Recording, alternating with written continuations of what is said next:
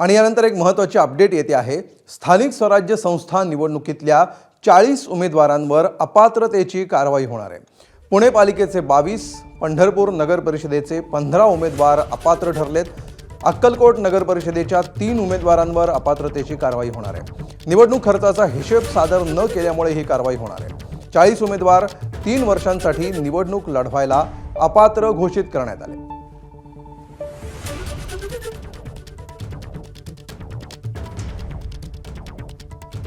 एकूण 40 उमेदवारांवर ही कारवाई झालेली आहे आणि स्थानिक स्वराज्य संस्था निवडणुकीतला खर्चाचा तपशील न देणं यांना भोवत आहे।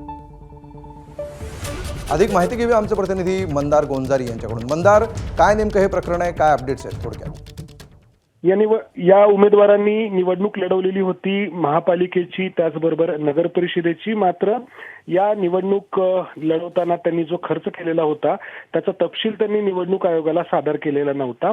त्यामुळे निवडणूक आयोगाने यांना पुढील 3 वर्ष कोणतीही निवडणूक लढवण्यापासून रोखलेलं आहे। त्यांच्यावरती निवडणूक लढवण्यास बंदी घातलेली आहे। निवडणूक प्रक्रियेचं गांभीर्य राहावं, फक्त कोणीही येऊन निवडणूक लढवू नये किंवा फक्त कारण नसताना उमेदवारी अर्ज दाखल करू नये आणि निवडणूक प्रक्रियेचं गांभीर्य राहावं, हा निवडणूक आयोगाचा या पाठीमागचा उद्देश असू शकतो। अमोल, निश्चित धन्यवाद मंदार या माहितीबद्दल।